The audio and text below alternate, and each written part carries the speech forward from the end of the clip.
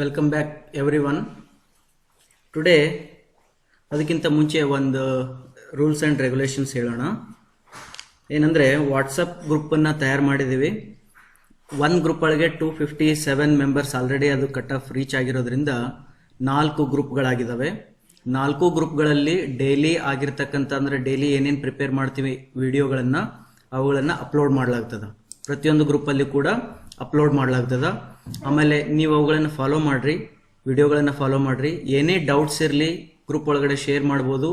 ಅಥವಾ ನಿಮ್ಮ ಹತ್ರ ಯಾವುದಾದ್ರೂ ಡಿಫಿಕಲ್ಟ್ ಕ್ವಶನ್ಸ್ ಏನಾದರೂ ಇದ್ದರೆ ಅವುಗಳನ್ನು ಸ್ಕ್ರೀನ್ಶಾಟ್ಸನ್ನು ಹಾಕ್ರಿ, ಅವುಗಳಿಗೆ ಸೊಲ್ಯೂಷನ್ಸನ್ನು ನಾವು ಶೇರ್ ಮಾಡ್ತೀವಿ. ಒಂದು ಗ್ರೂಪಲ್ಲಿ ಯಾರಾದರೂ ಸ್ಕ್ರೀನ್ಶಾಟ್ಸನ್ನು ಹಾಕಿದರೆ ಅದನ್ನು ಎಲ್ಲ ಗ್ರೂಪಲ್ಲೂ ಕೂಡ ಶೇರ್ ಮಾಡೋದು ನನ್ನ ಜವಾಬ್ದಾರಿ. ಅಂದರೆ ಅದು ಎಲ್ಲ ಕಡೆಗೂ ಸರ್ಕ್ಯುಲೇಟ್ ಆಗ್ತಿರ್ಬೋದು. ಓಕೆನಾ. ಸೆಕೆಂಡ್ ಏನಂತಂದರೆ ನಾವು ಯಾವುದೇ ಮೆಸೇಜ್ ಹಾಕಿರ್ಬೋದು ಅಥವಾ ನೀವು ಯಾವುದೇ ಮೆಸೇಜನ್ನು ಹಾಕಿರ್ಬೋದು, ಅದ್ರ ಕೆಳಗಡೆ ಲೈಕ್ಸ್ ಆಗಲಿ ಅಥವಾ ಥಮ್ಸ್ ಅಪ್ ಮಾಡೋದಾಗಲಿ, ಓಕೆ ಸರ್ ಅನ್ನೋದಾಗಲಿ, yes sir, thank you, okay, grateful job, ಅದು ಇದು ಅವೆಲ್ಲ ಏನೂ ಬೇಡ. ಓಕೆ, ಜಸ್ಟ್ ನಾವೊಂದು ಮೆಸೇಜ್ ಹಾಕ್ತೀನಿ, ಅದಕ್ಕೆ ಕರೆಕ್ಟಾಗಿ ರಿಪ್ಲೈ ಏನಾದರೂ ಇದ್ದರೆ ರಿಪ್ಲೈ ಮಾಡಿ. ಅದು ಪರ್ಸ್ನಲ್ ಏನಾದರೂ ಇದ್ದರೆ ನನ್ನ ಪರ್ಸ್ನಲ್ ಚಾಟ್ ಒಳಗೆ ಹಾಕ್ರಿ.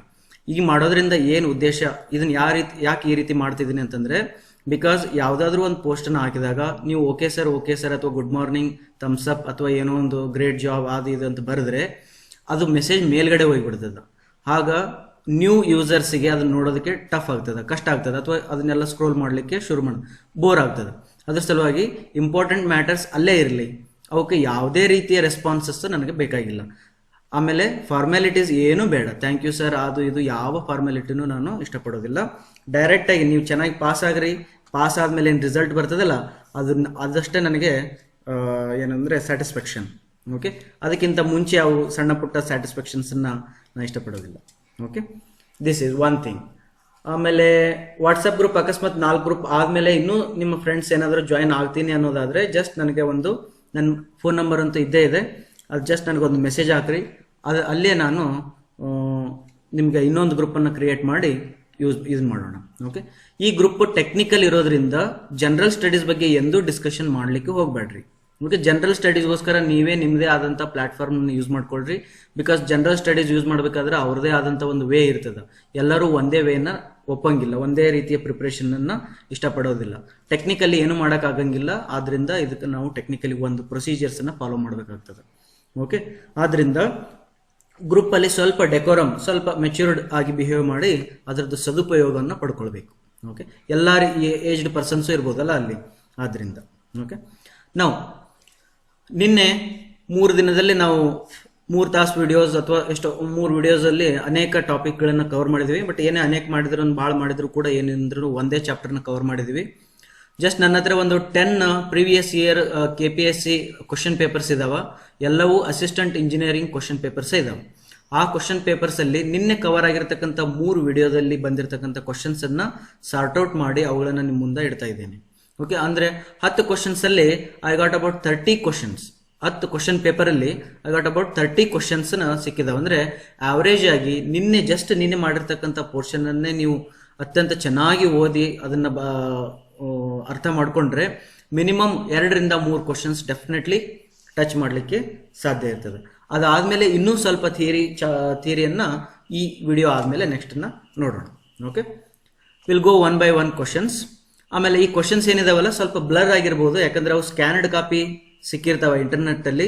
ಆ ಸ್ಕ್ಯಾನ್ಡ್ ಕಾಪಿನ ಮತ್ತೆ ನಾ ಅದನ್ನು ಇಮೇಜ್ ಮಾಡಿ ಹಾಕಬೇಕಾದ್ರೆ ಸ್ವಲ್ಪ ಬ್ಲರ್ ಆಗಿರ್ಬೋದು. ನಾ ಏನು ಹೇಳ್ತೀನಲ್ಲ ಅದನ್ನ ಕಾನ್ಸಂಟ್ರೇಟ್ ಮಾಡಿ.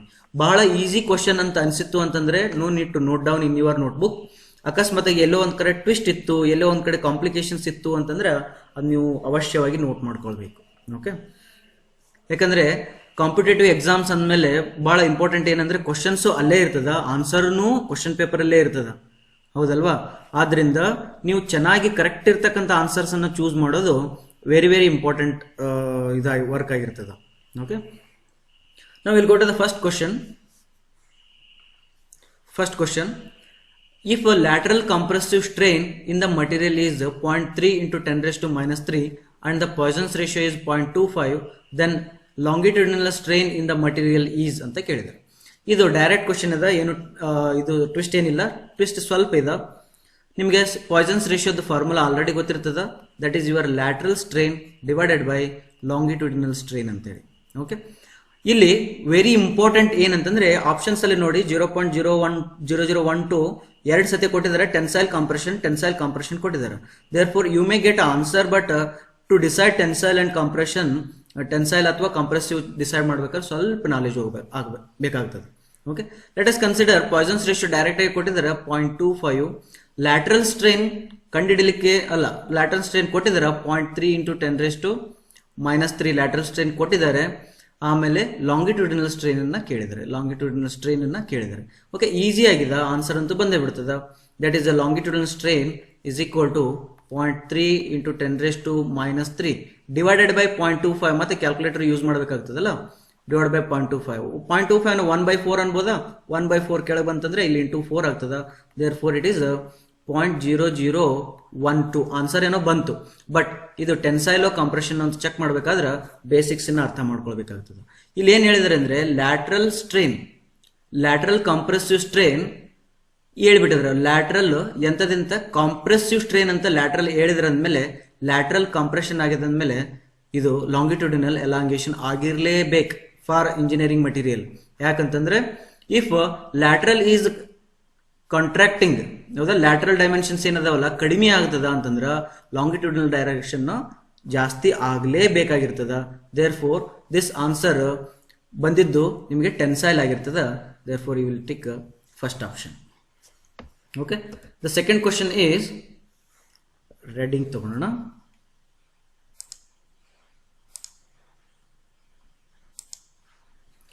ದ ಸೆಕೆಂಡ್ ಕ್ವಶನ್ ಬಹಳ ಇಂಪಾರ್ಟೆಂಟ್ ಅದ, ಸ್ವಲ್ಪ ಲೆಂದಿ ಅದ.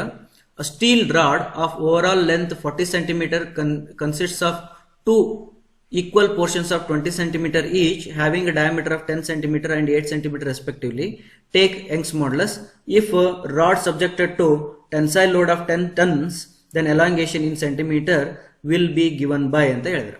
ಕ್ವಶನ್ಸ್ ನೋಡಿದ ತಕ್ಷಣ ಜಸ್ಟ್ ನೀವು ಏನ್ ನೋಡ್ಬೇಕಂದ್ರೆ ಯೂನಿಟ್ಸ್ ನೋಡ್ಬೇಕು. ಇಲ್ಲಿ ಸೆಂಟಿಮೀಟರ್ ಅದ, ಇಲ್ಲಿ ಸೆಂಟಿಮೀಟರ್ ಅದ, ಇಲ್ಲಿ ಸೆಂಟಿಮೀಟರ್ ಅದ.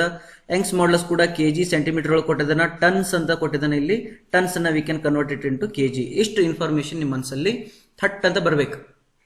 ಬಂತಂದ್ರೆ ನೀವು ನ್ಯೂಟನ್, MM, ಮೀಟರ್ ಅವೆಲ್ಲ ಕನ್ವರ್ಟ್ ಮಾಡೋ ಅವಶ್ಯಕತೆ ಇಲ್ಲ. ಇಲ್ಲಿ ಕೆಜಿ ಅದ, ಇಲ್ಲಿ ಕೆಜಿ ಅಲ್ಲಿ ಕನ್ವರ್ಟ್ ಮಾಡೋದು ಈಜಿ ಅದ. ಸೆಂಟಿಮೀಟರ್ ಅದ, ಎಲ್ಲ ಕಡೆ ಸೆಂಟಿಮೀಟರ್ ಅದ. Therefore nothing to worry about, nothing to convert it into any other units also. Okay, ಈಗ ಡೈರೆಕ್ಟ್ ಆಗಿ ಸ್ವಲ್ಪ ಪ್ರಾಬ್ಲಮ್ ಅರ್ಥ ಮಾಡ್ಕೊಂಡ್ರೆ rod of overall length ಎಷ್ಟು 40 ಸೆಂಟಿಮೀಟರ್, 2 ಈಕ್ವಲ್ ಪೋರ್ಷನ್ಸ್ ಒಳಗೆ ಇದೆ ಅಂತ. 2 ಈಕ್ವಲ್ ಪೋರ್ಷನ್ಸ್ ಅದ. First portion 8 centimetre diameter, second portion first 10 centimetre diameter, second 8 centimetre diameter. ಅಂದ್ರ ಇದು ಫಸ್ಟ್ ಪೋರ್ಷನ್, ಇದು second portion.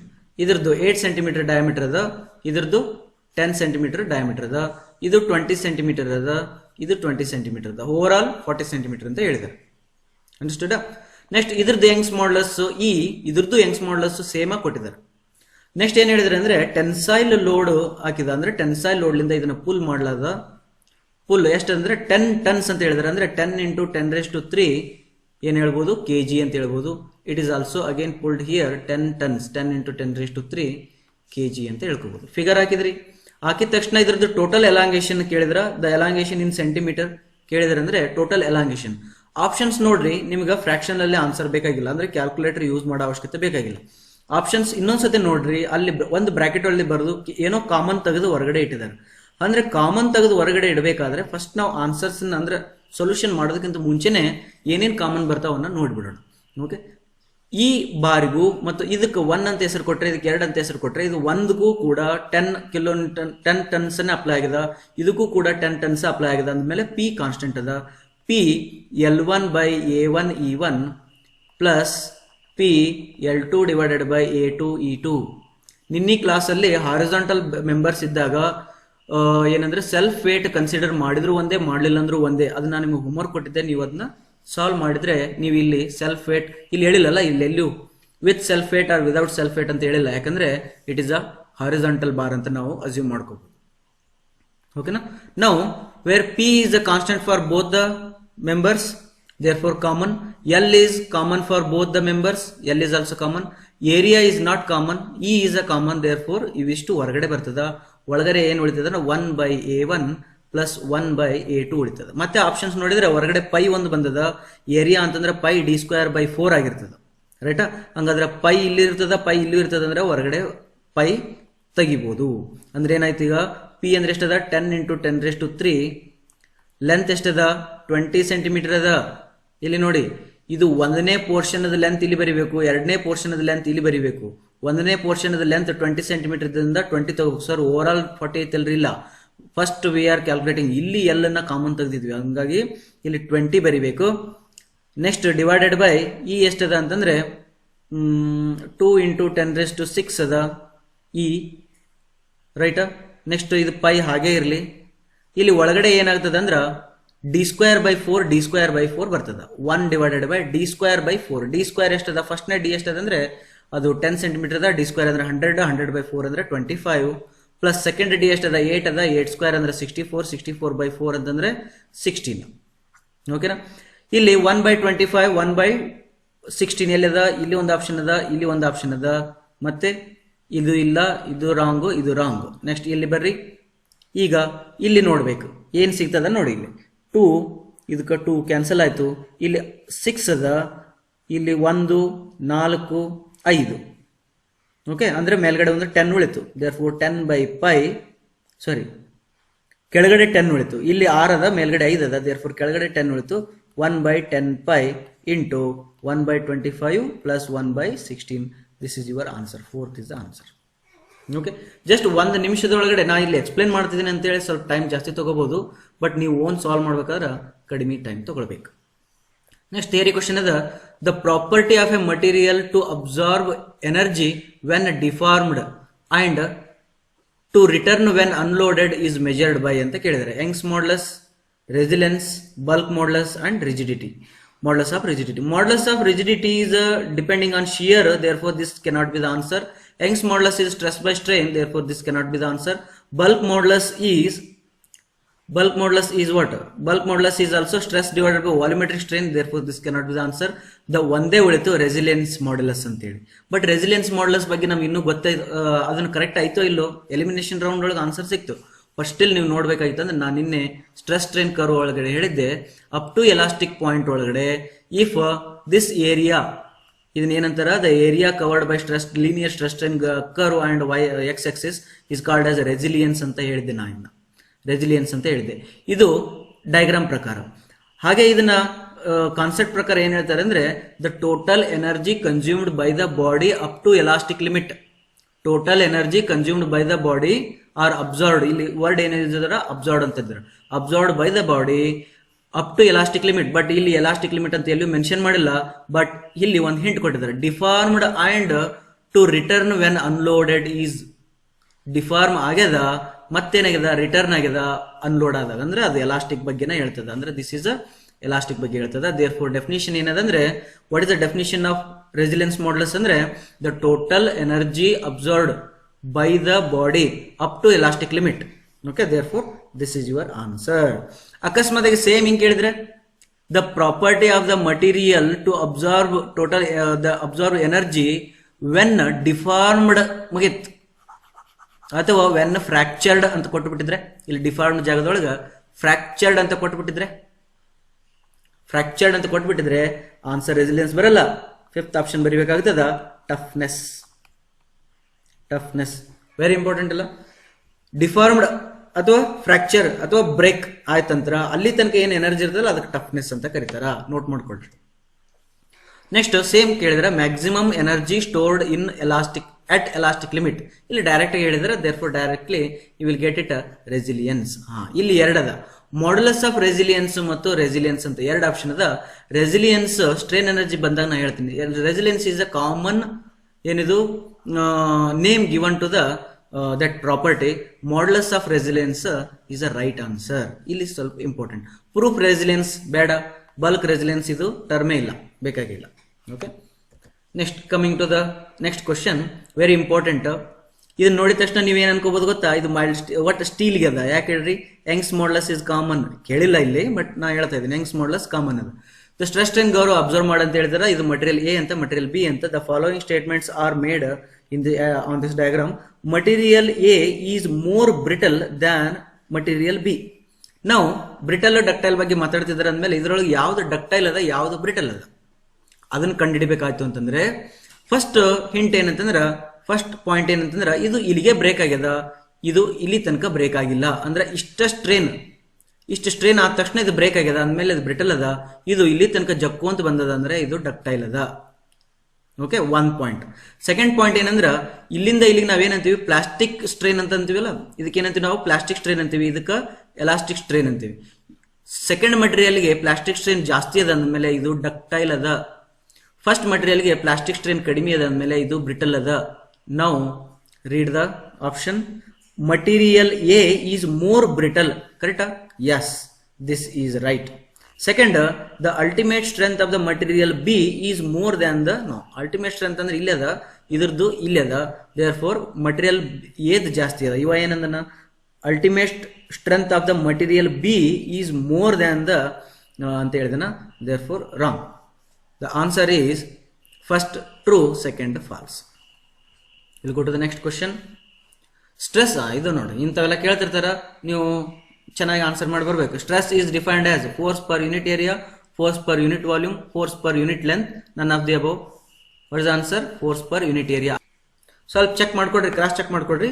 I think I am getting confusion. Surface tension ಅದು unit ಏನದ ನೋಡ್ರಿ, ಐ ಥಿಂಕ್ ನ್ಯೂಟನ್ ಮೀಟರ್ ಇರಬೇಕು. Okay, newton metre ಇರಬೇಕು.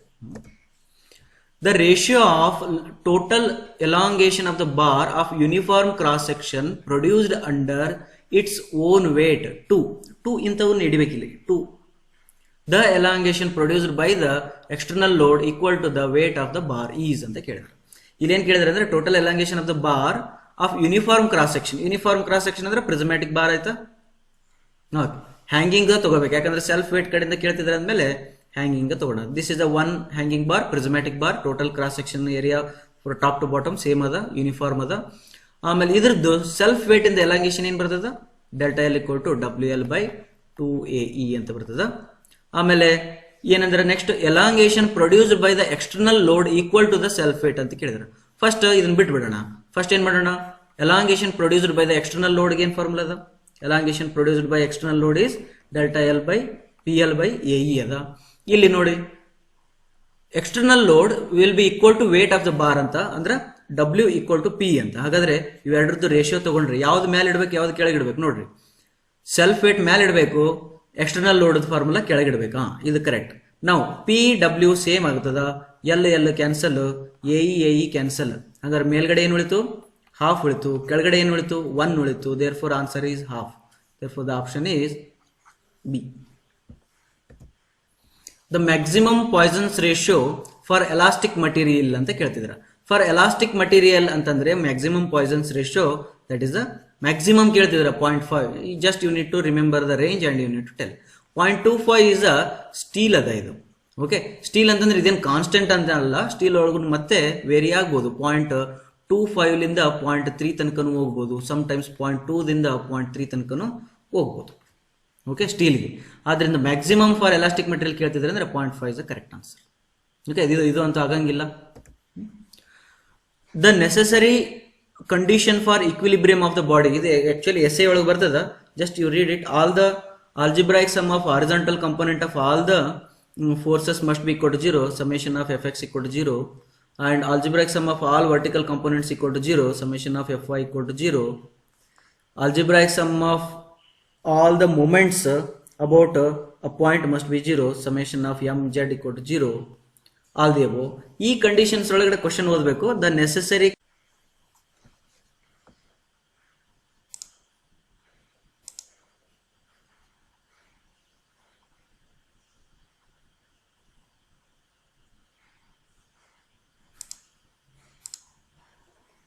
Okay, ಈ conditions ಒಳಗಡೆ ಇದು ಸಿಂಪಲ್ ಕ್ವಶನ್ ಅದ. ಇದ್ರೊಳಗೆ ಏನು ಕಾಂಪ್ಲಿಕೇಶನ್ ಏನು ಮಾಡಿಲ್ಲ ಅವ. ಜಸ್ಟ್ ಏನಂತಂದ್ರೆ ಈಕ್ವಿಲಿಬ್ರಿಯಮ್ ಆಫ್ ಬಾಡಿ ಅಂತ ಹೇಳಿದನ. Therefore you have a summation of Fx equal to 0, Fy equal to 0 and Mz, summation of Mz equal to 0 ಅಂತ ಹೇಳಿದಾರ. Therefore all the above is a correct answer. But structural analysis ಬಂದಾಗ ನಿಮ್ಗೆ ಹೇಳ್ತೀನಿ, ಅಲ್ಲಿ system of forces ಬರ್ತದ. ಒಂದು linear system of forces, second coplanar concurrent, coplanar non concurrent, non coplanar concurrent, non coplanar non coplanar, non concurrent. Okay, ಈ ರೀತಿ 5 type of system of forces ಬಂದಾಗ ಅವುಗಳದು ಇಕ್ವಿಲಿಬ್ರಿಯಂ ಕಂಡೀಷನ್ಸ್ ಬೇರೆ ಬೇರೆ ಇರ್ತದ. ಈ ಇಕ್ವಿಲಿಬ್ರಿಯಂ ಕಂಡೀಷನ್ಸ್ ಹೆಂಗ್ ಬೇರೆ ಬೇರೆ ಆಗ್ತಾವ ಅನ್ನೋದನ್ನ ಎಸ್ಎ ಅಲ್ಲಿ ಫಸ್ಟ್ ಚಾಪ್ಟರ್ ಫಸ್ಟ್ ಡೇ ಒಳಗಡೆ I will explain it. Okay, ಈಗ ಇಲ್ಲಿ ಬೇಡ, ಇಲ್ಲಿ ಅಂತೂ ಈಸಿ ಅದ. ಇಕ್ವಿಲಿಬ್ರಿಯಂ ಆಫ್ ಬಾಡಿ ಅಂದ್ರೆ ಯಾರಾದರೂ ಹೇಳ್ಬೋದು, that is summation of all the above is the correct answer. Now maximum value of Poisson's ratio for the elastic material ಅಂತ ಕೇಳಿದಾರ. ಇಲ್ಲ ಆಲ್ರೆಡಿ ಡಿಸ್ಕಷನ್ ಮಾಡಿದೀವಿ. ದಟ್ ಇಸ್ ಎಲಾಸ್ಟಿಕ್ ಮಟೀರಿಯಲ್ಗೆ ಮ್ಯಾಕ್ಸಿಮಮ್ ಪಾಯ್ಸನ್ಸ್ ರೇಷಿಯೋ ಇಸ್ 0.5. ಓಕೆನಾ, 0.5 ಆಗಿದೆ. ಜಸ್ಟ್ ರಿಮೆಂಬರ್ ಮಾಡ್ರಿ, 0.5 is also a Poisson's ratio for water and 0 is the Poisson's ratio for what? Cork or glass. Next, here options ನೋಡಿದ ತಕ್ಷಣ ನೀವು ಅನಿಸ್ಬೋದು ಇದಕ್ಕೆ answer ಹೇಳ್ಬೋದು ಅಂತ. Don't see the answers options, first right the equation. Sorry, E equal to 2G into 1 plus mu. Okay, 2 ಇದ್ದಾಗ ಇಲ್ಲಿ 1 ಇರ್ತದ, ಇಲ್ಲಿ 3 ಇದ್ದಾಗ ಇಲ್ಲಿ 2 ಇರ್ತದ ಅಂತ ಹೇಳಿನಿ. ಫಸ್ಟ್ಗೆ ಇದು ಪ್ಲಸ್ ಇರ್ತದ, ಇಲ್ಲಿ 2G ಮತ್ತು ಇದು ಏನದ ಮಿರರ್ ಇಮೇಜ್ ಅಪೋಸಿಟ್ ಅದಾವ. ಇಲ್ಲಿ all options are given in terms of G, therefore G equal to E divided by 2E. ಕರೆಕ್ಟಾ? Sorry, G equal to 2 into 1 plus mu. Option ಯಾವುದಾಗ್ತದ?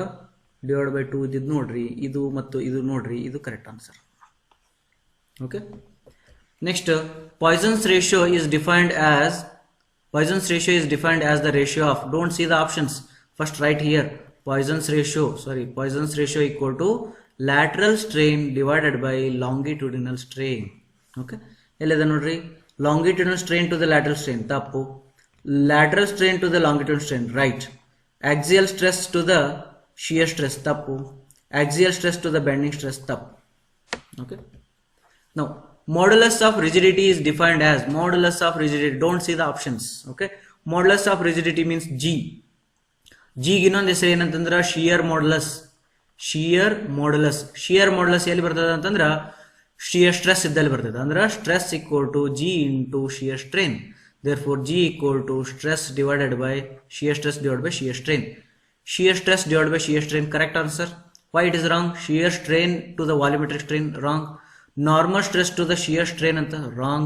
Normal stress to the linear strain, yes, but it is the Young's modulus, not modulus of rigidity. Once again see modulus of rigidity, therefore this is also wrong. Next, shear stress acts as, don't see the option. Shear stress ಗೆ ಇನ್ನೊಂದು ಹೆಸರು ಏನಂತಾರ? tangential stress ಅಂತಾರ, tangential stress ಅಂತಾರ. Now come to the options. Normal to the surface ತಪ್ಪು, normal to the surface normal stress ಅಂತಾರ ಅಥವಾ direct stress ಅಂತಾರ. inclined to the surface ತಪ್ಪು, ಇನ್ಕ್ಲೈನ್ ಟು ದ ಸರ್ಫೇಸ್ ಅದಕ್ಕೇನು ಹೆಸರು ಇಟ್ಟಿಲ್ಲ ನಾವು. ಓಕೆ, ಇನ್ಕ್ಲೈನ್ ಟು ದ ಸರ್ಫೇಸ್ ಇತ್ತು ಅಂದ್ರೆ ಇದು ನಮಗೆ ಡೀಲ್ ಮಾಡಕ್ ಬರಂಗಿಲ್ಲ. Therefore what we do, we will resolve it into vertical and horizontal component and after that we will deal. Vertical component and direct stress ಅನ್ಬೋದು, ಹಾರಿಜಾಂಟಲ್ ಕಾಂಪೋನೆಂಟ್ ಅನ್ನ shear stress ಅನ್ಬೋದು. Okay, ನಾವು tangential to the surface, yes, this is the right answer because it is also called as tangential stress. Along the longitudinal axis, no, that is a longitudinal stress. Next, direct equation ಕೇಳಿದ್ರೆ Eg, ನಾನು ಇನ್ನೇ ಹೇಳಿದ್ದೆ ನಿಮಗೆ ಈ equation ಬರೀಬೇಕಾದ definitely 100% ಒಂದು question ಇದ್ದೇ ಇರ್ತದೆ ಅಂತ ಹೇಳಿದ್ದಿಲ್ಲ. ನೋಡಿ ಎಷ್ಟು ಸತಿ ರಿವಿಷನ್ ಆಗಿದೆ. Okay, don't see the options. E equal to 2G into 1 plus mu ಎಲ್ಲಿದೆ ನೋಡ್ರಿ, ಹುಡುಕ್ರಿ. 2G into 1 plus mu, mu ಜಾಗದಲ್ಲಿ ನೀವು ಕೊಟ್ಟಿದ್ದಾರೆ, therefore this is answer. Gamma ಕೊಟ್ಟಿದ್ದಾರೆ, ನೋ ಪ್ರಾಬ್ಲಮ್. 1 plus ಕರೆಕ್ಟ್ ಅದ, ಕರೆಕ್ಟ್. ನೆಕ್ಸ್ಟ್, ಇಲ್ಲಿ ನೋಡಿ ವೆರಿ ಇಂಪಾರ್ಟೆಂಟ್ ಅದ. ನಾನು ನಿಮಗೆ ಟೀಚ್ ಮಾಡಬೇಕಾದ್ರೆ ಈ ಇಕ್ವೇಶನ್ ಕೊಟ್ಟಿದ್ದೀನ? ಕೊಟ್ಟಿಲ್ಲ. ಯಾಕೆ ಕೊಟ್ಟಿಲ್ಲ ಅಂತಂದ್ರೆ ಸುಮ್ಮನೆ memory waste. Okay, just we have a standard equation E equal to 2G into 1 plus mu, ಇನ್ನೊಂದು E equal to 3K into 1 minus 2 mu. ಇವೆರಡೇ equation ಕೊಟ್ಟಿರೋದು. ನೀವು ಕೂಡ ಇವೆರಡೇ ನೆನ್ಪಿಟ್ಕೊಟ್ಟು, ಇವೆಲ್ಲ ನೆನ್ಪಿಟ್ಕೊಳ್ಳೋ ಅವಶ್ಯಕತೆ ಇಲ್ಲ. ಈ ರೀತಿ ಕೇಳಿದ ಅಂತಂದ್ರೆ ಅಲ್ಲೇ ಸ್ಪಾಟ್ ಅಲ್ಲೇ ಡಿರೈವೇಶನ್ ಮಾಡಿಬಿಡಿ. ಡಿರೈವೇಶನ್ ಮಾಡ್ಬೇಕಾದ್ರೆ ಫಸ್ಟ್ ಏನಂತ E ಒಳಗಡೆ ಎಕ್ಸ್ಪ್ರೆಸ್ ಮಾಡ್ಬೇಕಂತ. E ಒಳಗೆ ಎಕ್ಸ್ಪ್ರೆಸ್ ಮಾಡಬೇಕಾದ್ರೆ ಇವೆರಡು E equal to ಇರೋದ್ರಿಂದ LHS equal to RHS ಮಾಡಿ ಫಸ್ಟ್ ಮ್ಯೂ ತೆಗಿಯೋಣ. ಓಕೆನಾ, ಏನಾಗ್ಬೋದು ನೋಡ್ರಿ, ಇಲ್ಲಿ 2G into 1 plus mu equal to 3K into 1 minus 2 mu, ರೈಟಾ? 2G ಒಳಗೆ ಕಳಿಸ್ರಿ, 2G plus 2G mu equal to 3K minus 6K mu, ಕರೆಕ್ಟಾ? ಎಲ್ಲ ಮ್ಯೂ ಒಂದು ಕಡೆಗೆ ಹಾಕ್ರಿ, 2G mu plus 6K mu. Equal to 3k ಅದು ಈ ಕಡೆ ಬರ್ತದ ಮೈನಸ್ 2g. ಓಕೆ, ಈ ಮ್ಯೂನ ಈ ಕಡೆ ಇಟ್ಕೊಂಡು ಉಳಿದೆಲ್ಲ ಆ ಕಡೆ ಕಳಿಸ್ರಿ, ಮ್ಯೂ ಕಾಮನ್ ತೆಗೆದ್ರಿ ಬ್ರಾಕೆಟ್ ಆಗ್ತದೆ, ಆ ಬ್ರಾಕೆಟ್ ಆ ಕಡೆ ಕಳಿಸ್ರಿ. 3k minus 2g divided by 2g plus 6k. Okay, ಈಗ ಮ್ಯೂ ಬಂತು, ಈ ಮ್ಯೂ ತೊಗೊಂಡೋಗಿ ಒಂದನೇ ಇಕ್ವೇಷನ್ ಒಳಗರ ಹಾಕ್ರಿ ಅಥವಾ ಎರಡನೇ ಇಕ್ವೇಷನ್ ಒಳಗದ್ರ ಹಾಕ್ರಿ. ನಾವೇನು ಮಾಡೋಣ, ಒಂದನೇ ಇಕ್ವೇಷನ್ ಒಳಗೆ ಹಾಕೋಣ.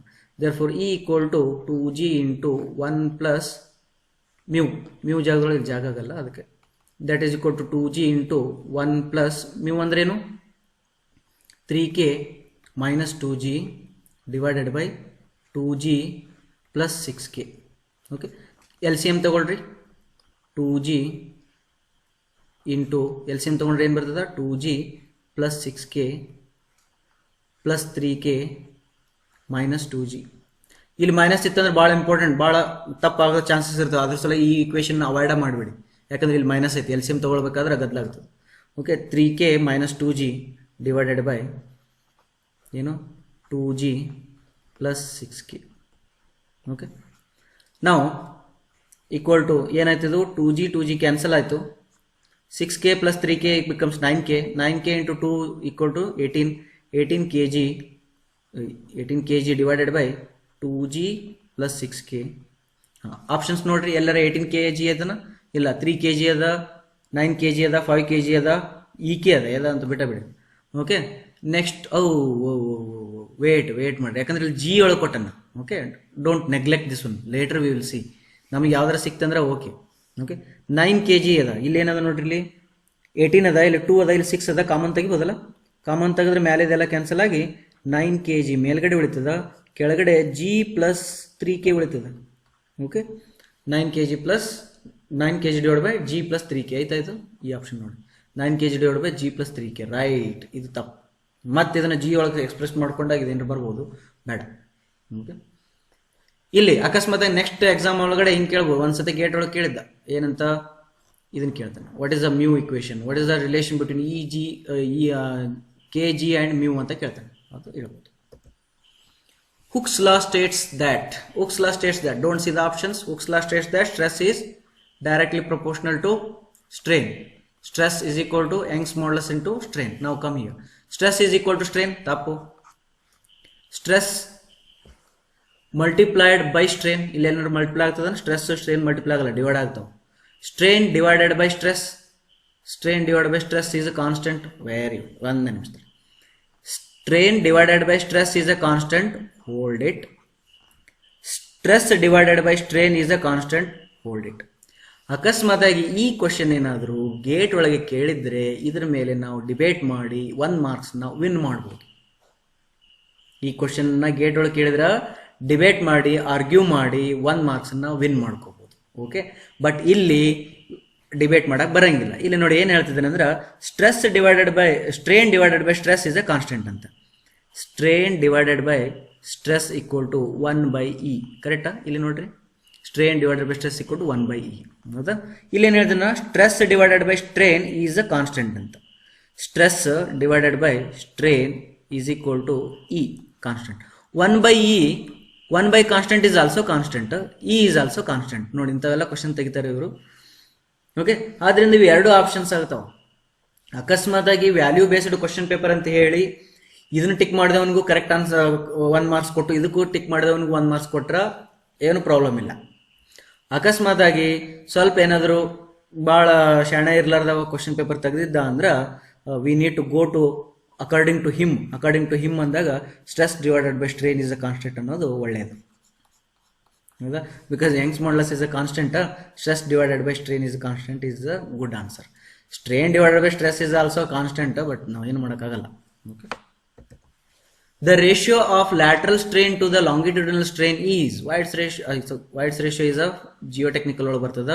Poisson's ratio ಏನಂತಾರ, VV divided by volume of voids to the volume of solids. ಬೇಡ, Poisson's ratio correct. Slenderness ratio columns ಒಳಗೆ ಬರ್ತದ. ಮಾಡ್ಯುಲರ್ ರೇಷಿಯೋ ಅದು ಆಮೇಲೆ ಬರ್ತದೆ, E1/E2. ಓಕೆ, ಇಲ್ಲಿ ಬರಂಗಿಲ್ಲ, ಇದು ಬರ್ತದ ಮುಂದಿನ ನೆಕ್ಸ್ಟ್ ಚಾಪ್ಟರ್ ಒಳಗೆ ಬರ್ತದೆ. ನೆಕ್ಸ್ಟ್ ಡೈರೆಕ್ಟ್ ಇಕ್ವೇಷನ್ ಕೊಡಿದ್ರೆ ಇ ಮತ್ತು ಕೆ ರಿಲೇಷನ್ಸ್ ಅಂತೆ with respect to mu 3k 1 - 2 mu. First ಬರ್ದ್ಬಿಡ್ರಿ, E equal to 3k into 1 - 2 mu. ಯಾವ option? First option. Okay, confusing option ಇಲ್ಲ ಐತಿ, ಇಲ್ಲಿ ಪ್ಲಸ್ ಅದ, therefore wrong. Next, volumetric strain is defined by, don't see the option, volumetric strain equal to change in volume divided by original volume. Change in volume, ಇದು u ಅಂತ ಬರೋದನ್ನ ಇದನ್ನ volume ಅಂತ consider ಮಾಡೋಣ. Okay, therefore this is the answer. ಇದು ತಪ್ಪಾಗ್ತದ. ಇದು m ಅಂತಂದ್ರೆ m ಎಲ್ಲಿ use ಮಾಡ್ತಾರ, what is the notation of m ಅಂದ್ರೆ you can remember 1 by m is sometimes called as the Poisson's ratio. Poisson's ratio for steel lies between 0.2 to 0.25, 0.25 to 0.33, 0.35 to 0.4, 0.45 to 0.5. This is wrong because I already told you that 0.25 is a option answer by heart ಮಾಡಿ ಅಂತ ಹೇಳಿದ್ದೆ. But ಇಲ್ಲೂ 0.25 ಅದ, ಇಲ್ಲೂ 0.25. ಸ್ವಲ್ಪ ಯೋಚನೆ ಮಾಡ್ತಾ ಹೋಗೋಣ. ನೋಡ್ರಿ, ಇಲ್ಲಿ ಕಾರ್ಕ್ ಭಾಳ ಹಾರ್ಡ್ ಇರ್ತದೆ, ಮಟೀರಿಯಲ್ ಹಾರ್ಡ್ ಇರ್ತದೆ ಅಂದ್ರೆ ಸ್ಟ್ರೇನ್ ಭಾಳ ಕಡಿಮೆ ಆಗ್ತಿರ್ತದೆ ಇದ್ರೊಳಗೆ. ವಾಟರ್, ಒಂದು ಬಲೂನ್ ಒಳಗೆ ಹಾಕಿರ್ತಕ್ಕಂಥ ವಾಟರ್ ಇನ್ಕಂಪ್ರೆಸಿಬಲ್, ಇದೇನದ ಭಾಳ ಸ್ಮೂತ್ ಅದ. ವಾಟರ್ಗೆ ಪಾಯ್ಸನ್ಸ್ ರೇಷಿಯೋ 0.5 ಅದ, ಹೌದಾ? ಹಾರ್ಡ್ ಇರೋದಕ್ಕೆ ಪಾಯ್ಸನ್ಸ್ ರೇಷಿಯೋ ಎಷ್ಟದ? 0 ಅದ. ಇನ್ ಬಿಟ್ವೀನ್ 0.25 ನಾವು ಸ್ಟೀಲ್ನ ಬೈ ಹಾರ್ಟ್ ಹಾಕಿವಿ. ಸಾಯಿಲಿಗೆ 0.3 ಅಂತ ಹೇಳಿದೀನಿ, ಅನ್ಸ್ಟೆಡ? ನೋಡಿ, ಇಲ್ಲಿಂದ ಜರ್ನಿ ಹೆಂಗೆ ಹೊಂಟದ, ಹಾರ್ಡ್ ಅದ, ಹೆಂಗೆ 0.5 ಕಡೆಗೆ ಹೋಗ್ತಾ ಇದ್ರಿ ಹಂಗೆ ಸ್ಟ್ರೇನ್ಸ್ ಜಾಸ್ತಿ ಆಗ್ತದೆ. Therefore 0.25 to 0.33 it is not possible. 0.2 to 0.25 is a correct answer. Okay, ನೋಡಿ 0.2 ಸ್ವಲ್ಪ ಸಮೌಟ್ ಮತ್ತೆ ಇದಕ್ಕಿಂತ ಹಾರ್ಡ್ ಆಯ್ತಲ್ಲ, 0.2 ಅಂದ್ರೆ 0.25 ಹಾರ್ಡ್ ಆಯ್ತಲ್ಲ. Therefore this is a correct answer. Very important question. The steel bar is 4 meter long, 30 mm wide, 20 mm thick, is subjected to axial pull of 30 kilonewton in the direction of its length. Then given modulus of elasticity of the bar, Poisson's ratio ಕೊಟ್ಟ, lateral strain is. Okay, ಹಿಂಗೆ question ಕೇಳಿದಾಗ approach ಹೆಂಗ್ ಮಾಡ್ಬೇಕಂದ್ರೆ, ಏನ್ ಕೇಳಿದನ, lateral strain ಕೇಳಿದನ, Poisson's ratio ಕೊಟ್ಟನ. Don't worry about the other things. First will consider Poisson's ratio. Easy ಇದ್ದಿದ್ದು ಬರ್ಕೊಂಡ್ಬಿಡೋಣ. Poisson's ratio equal to lateral strain divided by longitudinal strain. ಕರೆಕ್ಟಾ? ಏನ್ ಕೇಳಿದನ? ಲ್ಯಾಟ್ರಲ್ ಸ್ಟ್ರೇನ್ ಕೇಳಿದನ, ಅಂದ್ರೆ ಇದನ್ನ ಕೇಳಿದನ. ಅಂದ್ರೆ lateral strain is equal to mu into longitudinal strain. Longitudinal strain ಏನ್ರ ಇಲ್ಲ ಡೈರೆಕ್ಟ್ ಕೊಟ್ಟಿದ್ದ ಅಂದ್ರೆ ಸಬ್ಸ್ಟಿಟ್ಯೂಟ್ ಮಾಡ್ತಿದ್ವಿ, ಬಟ್ ಡೈರೆಕ್ಟ್ ಲಾಂಗಿಟ್ಯೂಡ್ ಸ್ಟ್ರೇನ್ ಕೊಟ್ಟಿಲ್ಲ. ದೇರ್ಫೋರ್ ಲಾಂಗಿಟ್ಯೂಡಿನಲ್ ಸ್ಟ್ರೇನ್ ಅನ್ನ ಏನ್ ಅನ್ಬೋದು ಅಂತಂದ್ರೆ, will go here. Longitudinal strain is equal to change in length to the original length. Okay, change in length to the original length.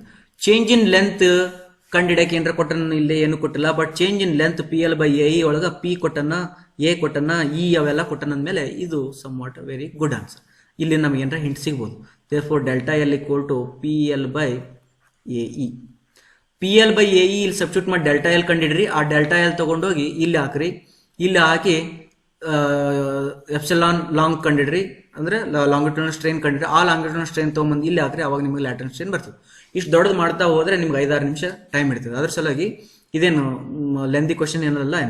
ಇಲ್ಲಿ shortcut use ಮಾಡೋಣ. ಇಲ್ಲಿ length L ಅದಲ್ಲ, ಆ ಎಲ್ಲನ್ನು ಈ ಕಡೆ ತೊಗೊಂಡು ಬರ್ರಿ, ಏನಾಗ್ತದ? Delta L divided by L equal to P/AE ಆಗ್ತದ. ಈ ಡೆಲ್ಟಾ L/L ಅಂದ್ರೆ ಏನಂದನ? ಲಾಂಗ್ ಅಂದನ. ದೇರ್ ಫೋರ್ ಇಲ್ಲಿ ನಾ ಡೈರೆಕ್ಟ್ ಏನ್ ಮಾಡೋದು, mu into P/AE is the answer. ಮುಗೀತು. ಮ್ಯೂ ಎಷ್ಟದ? 0.3. ಇ ಎಷ್ಟದ? ಪಿ ಎಷ್ಟದ? P is 30 kilonewton, 30 into 10⁻³ newton. Okay, divided by area. ಏರಿಯಾಕ್ಕೋಸ್ಕರ ಸ್ವಲ್ಪ ಡಯಾಗ್ರಾಮ್ ಹಾಕ್ಬೇಕಾಗ್ತದ. Therefore see here, this is the length 4 metre ಅಂತ. ದೆನ್ ವೈಡ್ ಎಷ್ಟು ಹೇಳಿದನ? 20 mm ಹೇಳಿದನ. ದಿಸ್ ಇಸ್ ವೈಡ್ 20 mm ಹೇಳಿದನ, 20 mm ಹೇಳಿದನ. ದಿಸ್ ಇಸ್ 4000 mm ಆಯ್ತಿದು. ಓಕೆ, ನೆಕ್ಸ್ಟ್ ಥಿಕ್ ಎಷ್ಟು ಹೇಳಿದನ? 30 mm ವೈಡ್ ಹೇಳಿದನ. 30 mm ವೈಡ್ ಹೇಳಿದನ. 20 mm ಥಿಕ್ ಹೇಳಿದನ. 20 mm ಥಿಕ್ ಹೇಳಿದನ. Therefore your bar is like this. ಹೌದಾ? This is your bar. Subjected to pull ಅಂತ ಹೇಳಿದನ. ಪುಲ್ ಎಷ್ಟು ಕೊಟ್ಟಿದನ? 30 ಕಿಲೋನ್ಯೂಟನ್ ಕೊಟ್ಟಿದ್ದಾನೆ. Okay. Young's modulus of the unit note Newton mm therefore everything we need to convert into Newton and mm, then you will get it. What is the area of cross section here? The area of cross section is 20 into 30. Therefore e option olagade hinga 0.3 mu P 30 into 10⁻³ Newton, area 20 into 30 mm, then e Young's modulus 2 into 10⁵. ಇದನ್ನು simplify ಮಾಡಿದ್ರೆ ನಿಮಗೆ answer ಬರ್ತದ 4th one. Okay, we need to simplify it. Simplify ಅಂದ್ರೆ 30 ಹೊಡಿರಿ, ಅದನ್ನೆಲ್ಲ ಮಾಡಿದ್ರೆ ಇಲ್ಲೇ ಹೇಳ್ಬೋದು answer. ಓಕೆನಾ, this is a correct answer. Next ಇಲ್ಲಿ ಏನು ಹೇಳ್ಬೇಕಂದ್ರೆ ಓಕೆ, ಲೆಂತ್ ಯೂಸ್ ಆಗಲಿಲ್ಲ ನೋಡಿ, ಇಲ್ಲಿ ಲೆಂತ್ ಯೂಸ್ ಆಗಲಿಲ್ಲ. ಹೌದಾ, ವೆರಿ ಇಂಪಾರ್ಟೆಂಟ್. ಏನು ಗೊತ್ತಾ, ಈ ಪ್ರಾಬ್ಲಮ್ಮು ಸ್ವಲ್ಪ ಲೋ ಲೆವೆಲ್ ಪ್ರಾಬ್ಲಮ್ ಅದ ಇದು. Okay, 1 star problem, 2 star problem ಅದ ಇದು. ಅಕಸ್ಮಾತ್ ಇದು 5 ಸ್ಟಾರ್ ಪ್ರಾಬ್ಲಮ್ ಆಗಿತ್ತು ಅಂತಂದ್ರೆ ಕಾಂಪ್ಲಿಕೇಟೆಡ್ ಯಾವಾಗ ಮಾಡ್ತಾನೆ ಅಂದ್ರೆ ಲೆಂತ್ ಕೊಡಂಗಿಲ್ಲ. ಲೆಂತ್ ಕೊಡಂಗಿಲ್ಲ ಅಂದಮೇಲೆ ಕೆಲವು ಸ್ಟೂಡೆಂಟ್ಸ್ ಇಲ್ಲಿ ನಿಂತು ಬಿಡ್ತಾವೆ. ಸರ್ ಅವ ಹಿಂಗೆ ಕೇಳಿದ್ನರಿ, ಎಪ್ಸಿಲಾನ್ ಲಾಂಗಿಟ್ಯೂಡ್ನಲ್ ಇದು ಲಾಂಗಿಟ್ಯೂಡ್ನಲ್ ಸ್ಟ್ರೇನ್ ಬೇಕಾಗಿತ್ತು ರೀ. ಲಾಂಗಿಟ್ಯೂಡ್ನಲ್ ಸ್ಟ್ರೇನ್ ಅಂದ್ರೆ ಡೆಲ್ಟಾ ಎಲ್ ಬೈ ಎಲ್ ರೀ, ಎಲ್ ಕೊಟ್ಟೇ ಇಲ್ರಿ ಅವ, ದೇರ್ ಫಾರ್ ಇನ್ಸಫಿಷಿಯಂಟ್ ಡಾಟಾ ಅಂತೇಳಿ ಒಂದು ಆಪ್ಷನ್ ಕೊಟ್ಬಿಡ್ತಾನೆ ಇಲ್ಲಿ, ಇನ್ಸಫಿಷಿಯಂಟ್. ಇಲ್ಲಿ ಸ್ವಲ್ಪ ಟ್ರಿಕ್ ಯೂಸ್ ಮಾಡೋದು ಅಷ್ಟೇ, ಎಲ್ ಕಡೆ ತೊಗೊಂಡ್ಬಿಟ್ರೆ ಇದೇ ಸ್ಟ್ರೈನ್ ಆಗಿಬಿಡ್ತದೆ, ಎಲ್ ಬೇಕಾಗಂಗಿಲ್ಲ. ಓಕೆ, ದೇರ್ ಫಾರ್ ಸ್ವಲ್ಪ ಹುಷಾರಾಗಿರ್ಬೇಕು. Which of the following statement is true? True. Okay, Poisson's ratio of a material is 1.2, 1ಕ್ಕಿಂತ ಜಾಸ್ತಿ ಹೋಗಂಗಿಲ್ಲ. Unit of a strain is mm, ತಪ್ಪು. ಬಟ್ ಅಕಸ್ಮಾತ್ unit of the strain is mm per meter ಅಂತ ಬರ್ದಿದ್ರೆ right, but ಇಲ್ಲಿ only mm ಬರ್ದಾನೆ, ತಪ್ಪು. Product of modulus of elasticity ಅಂದ್ರೆ E ಅಂಡ್ mi ಅಂದ್ರೆ moment of inertia I is called as flexural rigidity. Okay, ಇದುವರೆಗೂ ಗೊತ್ತಿಲ್ಲ ಅಂತ ತಿಳ್ಕೊಟ್ಟಿದ್ದು ಕರೆಕ್ಟ್ ಐತೆ ಆನ್ಸರ್, ಬಟ್ ಗೊತ್ತಿಲ್ಲ ಅಂತ ತಿಳ್ಕೊಟ್ಟು ಕೆಳಗಡೆ ಬರ್ರಿ. Factor of safety, for safety factor of safety is less than 1, ತಪ್ಪು. Factor of safety is always greater than 1. Okay, note down ಈಗ ಇಲ್ಲೇ ಹೇಳ್ಬಿಡ್ತೀನಿ, ಒಂದು note ಮಾಡ್ಕೊಡ್ರಿ. Factor of safety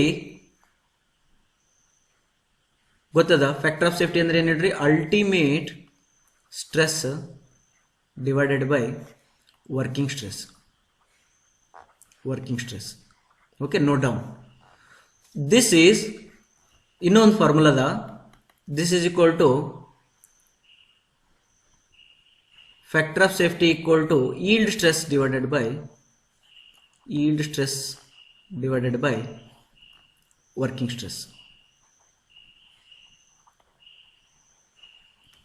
Okay, this formula is for brittle material.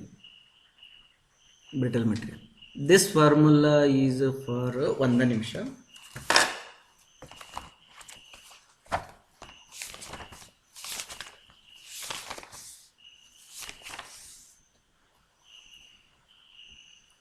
Correct. Ultimate stress divided by working stress is for brittle formula. I will tell you how to remember. Okay, brittle. And yield stress divided by working stress is for ductile material. ಇದೇನಂದ್ರೆ ductile material. Okay, ಹೆಂಗೆ ನೆನ್ಪಿಡೋದ್ರಿ sir ಅಂತಂದ್ರೆ, factor of safety ಏನದಲ್ಲ ಇದು ಇಲ್ಲೇ ಇರಲಿ. ಇದು working stress ಎರಡಕ್ಕೂ ಡಿನಾಮಿನೇಟರ್ ಅದ. ಅಲ್ಟಿಮೇಟ್ ಸ್ಟ್ರೆಸ್ ಎಲ್ಲಿ ತಗೋಬೇಕು, ಈಲ್ಡ್ ಸ್ಟ್ರೆಸ್ ಎಲ್ಲಿ ತಗೋಬೇಕಂತ ನೋಡ್ಬೇಕು. ಡಕ್ಟೈಲ್ ಮಟೀರಿಯಲ್ ಅದ ಅಂದಮೇಲೆ ಅದು ಈಲ್ಡ್ ಆಗಕ್ಕೆ ಶುರು ಮಾಡ್ತದ. ಅದ ಬ್ರಿಟಲ್ ಮಟೀರಿಯಲ್ ಇತ್ತಂದ್ರೆ ಅದು ಈಲ್ಡ್ ಆಗಂಗಿಲ್ಲ. Therefore you can remember that ultimate stress ಇತ್ತು ಅಂದ್ರೆ ಅದು ಬ್ರಿಟಲ್ ಮಟೀರಿಯಲ್ಗೆ, ಈಲ್ಡ್ ಸ್ಟ್ರೆಸ್ ಇತ್ತಂದ್ರೆ ಅದು ಡಕ್ಟೈಲ್ ಮಟೀರಿಯಲ್. ಇನ್ನೊಂದು ವೆರಿ ಇಂಪಾರ್ಟೆಂಟ್ ಬರ್ತದ ಮಾರ್ಜಿನ್ ಆಫ್ ಸೇಫ್ಟಿ ಅಂತೇಳಿ. Margin of safety is factor of safety -1. Factor of safety -1 ಬಂದಿದ್ದನ್ನ ಮಾರ್ಜಿನ್ ಆಫ್ ಸೇಫ್ಟಿ ಅಂತ ಕರೀತಾರೆ. Factor of safety always it should be greater than 1 for safety. Therefore the correct answer is this one. Young's modulus of elasticity for a perfectly rigid body is ಅಂತ ಕೇಳಿದ್ರು. Perfectly rigid body ಅಂತ ಕೇಳಿದ್ರು. Okay, first what is Young's modulus? Young's modulus ಅಂತಂದ್ರೆ stress strain curve ಒಳಗಡೆ up to elastic limit ಒಳಗಡೆ ಇಲ್ಲಿ ಒಂದು linear stress ಬರ್ತದೆ, ಇದ್ರ ಕೂಡ ಒಂದು ಸ್ಲೋಪ್ ತಗೊಳ್ತೀವಿ, that is your Young's modulus. But ಅದ ಪರ್ಫೆಕ್ಟ್ಲಿ ರಿಜಿಡ್ ಬಾಡಿ ಇತ್ತು ಅಂದ್ರೆ ಲಾಸ್ಟ್ ಕ್ಲಾಸ್ ಒಳಗೆ ಹೇಳಿದೀನಿ ಅದು ಇಲ್ಲಿರ್ತದ ಅಂತೇಳಿ. ಇಲ್ಲಿರ್ತದ ಅಂದಮೇಲೆ ಯಂಗ್ಸ್ ಮಾಡ್ಯುಲಸ್ ಈಕ್ವಲ್ ಟು ಅದ್ರದ್ದು ಸ್ಲೋಪ್ ಇನ್ಫಿನಿಟಿ ಅಂತ.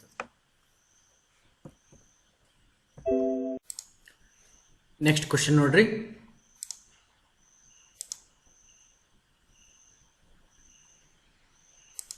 ನೆಕ್ಸ್ಟ್ ಕ್ವಶನ್ ಅದ ಏನದು? Unit of elastic modulus is same as unit of elastic modulus. First ಈ ಕಡೆ ಬರೀಬೇಕು, don't see the option. Newton per mm². ಓಕೆನಾ? Then this is the unit of stress, correct. Shear modulus, correct. Pressure, correct. ಇದು strain ಅಲ್ಲ. Shear modulus, correct. ಇದು force ಅಲ್ಲ. Therefore this option is wrong. Shear modulus, stress, force ಅದ, ತಪ್ಪು. This option is wrong. Stress, strain, pressure, strain ada, tap. This option is wrong. Stress, shear modulus and pressure is the correct answer. In tension test, mild steel bar, the maximum stress that the material can resist is. In tension test, mild steel bar, in tension test of the mild steel bar, the maximum stress that the material can resist ಅಂತ ಕೇಳಿದಾರ, material breaks ಅಂತ ಕೇಳಿಲ್ಲ, material just resists ಅಂತ ಕೇಳಿದಾರೆ. Maximum ಅಂತ word use ಮಾಡ್ಯಾರ ಅಂದ್ರೆ that is your ultimate stress. Upper yield ಮತ್ತು lower ಈಲ್ಡ್ಗಿಂತನೂ ಜಾಸ್ತಿ ಇರ್ತದೆ. Young's modulus of a material is equal to, ಬರೆದ್ಬಿಡ್ರಿ ಇಲ್ಲಿ first, Young's modulus equal to stress divided by strain. ಓದ್ರಿ, stress divided by strain beyond yield point ತಪ್ಪು. ಈ points ಎಲ್ಲ ಕೇಳಕತ್ತೀನಿ ಅಂದ್ರೆ ವಿದಿನ್ ಎಲಾಸ್ಟಿಕ್ ಲಿಮಿಟ್, ಹೌದಾ, ವಿದಿನ್ ಎಲಾಸ್ಟಿಕ್ ಲಿಮಿಟ್. ನಾವು ಸ್ಟ್ರೆಸ್ ಸ್ಟ್ರೇನ್ ಬೈ ಸ್ಟ್ರೆಸ್ ತಪ್ಪು, stress by strain within elastic limit, correct. This option is correct. Maximum value of Poisson's ratio for elastic material. ಮತ್ತೆ ಹಿಂಗೆ ನೋಡ್ತಾ ನೋಡ್ತಾ ಇಲ್ಲಿ ಏನಾರ ಬೇರೆ ಬರ್ದಿರ್ತಾನೆ, ಸ್ವಲ್ಪ ಹುಷಾರಾಗಿ ನೋಡ್ತಿರ್ಬೇಕು. 0.5 very important. The relation between E C ಅಂತ ಅಂದರೆ ಜಿ ಮತ್ತು ಮ್ಯೂ ಬದಲು 1/m ಅಂತ ಬರ್ದೇನೆ. But don't see the options. First write it E equal to 2g into 1 plus mu.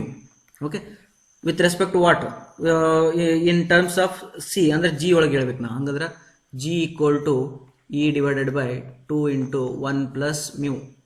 Okay, ನಾವು ಅವ ಏನೇನು ಮಾಡೋಣ ಹಂಗೆ ಮಾಡ್ರಿ. ಈ g ಜಾಗದೊಳಗೆ c ತೊಗೊಂಡಿದ್ದಾನ, ಈ ಜಾಗದೊಳಗೆ ಇನೇ ಇರಲಿ, ಡಿವೈಡೆಡ್ ಬೈ 2 ಹಿಂಗೆ ಇರಲಿ, 1 ಪ್ಲಸ್ ಮ್ಯೂ ಜಾಗದೊಳಗೆ 1/m ಬರೆಯೋಣ. ಯಾವ್ದಾರ ಆಪ್ಷನ್ ಅದ ನೋಡ್ರಿ? ಇಲ್ಲ, ಎಮ್ನ ಮೇಲ್ಗಡೆ ತೊಗೊಂಡೋಗಿದ್ದಾನ.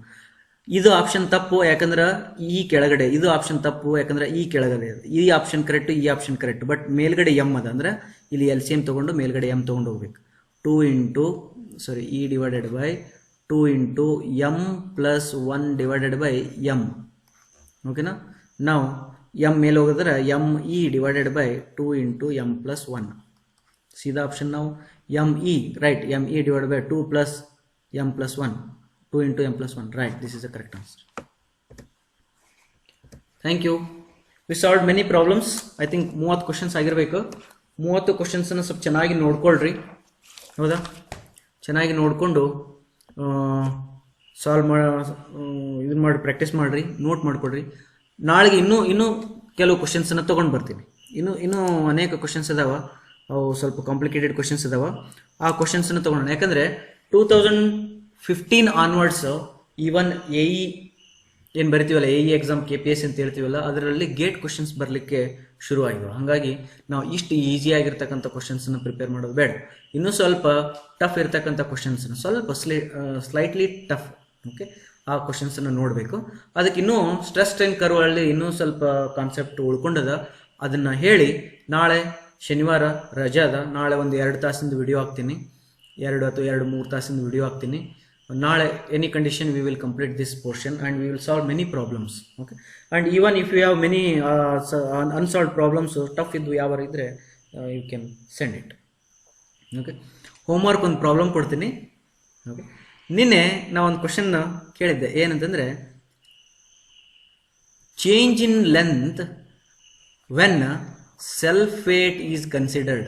Self weight is considered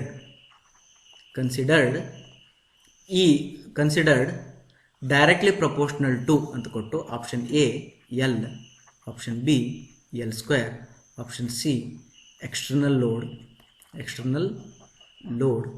option D none. ಓಕೆನಾ? Delta L is directly proportional to what? when self weight ಅಂದರೆ delta L when we are calculating it in terms of self weight. ಇದು ನಿನ್ನೆ ಕ್ವಶನ್ ಇತ್ತು, ನೀನು ಆಲ್ರೆಡಿ ಆನ್ಸರ್ ಹೇಳಿದ್ದೀನಿ, L square ಅಂತೇಳಿ. The same questions ಇವತ್ತು ಕೇಳ್ತಿದ್ದೀನಿ. when strain is directly proportional to what? when self weight is considered. Only due to self weight is considered. Only due to self weight is considered. Okay, options ಇವೆ options. Okay, ನೋಡಿ question ಎಷ್ಟು ಚೆನ್ನಾಗಿದಲ್ಲ. ನಿನ್ನೆ delta L is directly proportional to ಅಂತ ಹೇಳಿದ್ದೆ, but ಅದೇ delta L ಜಾಗದ ಒಳಗಡೆ ಸ್ಟ್ರೇನ್ ಅಂತ ಕೇಳಿದ್ರೆ ಏನಾಗ್ಬೋದು ಆನ್ಸರು? ಸ್ವಲ್ಪ ಯೋಚನೆ ಮಾಡಿ. Okay, thank you very much. ನಾಳೆ ಇನ್ನೊಂದಿಷ್ಟು ಕಾನ್ಸೆಪ್ಟ್ಸನ್ನು ತಗೊಂಡು ಅವುಗಳನ್ನ ಎಕ್ಸ್ಪ್ಲೇನ್ ಮಾಡೋಣ. ನಾಳೆ ಹೆವಿ ಇರ್ತದೆ, ಒಂದು 2 to 3 hours ವಿಡಿಯೋಸ್ಗಳನ್ನ ಮಾಡಿ ಅಪ್ಲೋಡ್ ಮಾಡ್ತೀನಿ. ಟೋಟಲಿ ಇದು ಸ್ಟ್ರೆಸ್ ಟ್ರೈನ್ ಅಥವಾ ಮುಗಿಸ್ಬಿಡೋಣ. ಓಕೆ, ಪಾಸಿಬಲ್ ಆದರೆ ನೆಕ್ಸ್ಟ್ ಚಾಪ್ಟರ್ ಕೂಡ ಎಂಟ್ರಿ ಹೋಗೋಣ. Thank you very much.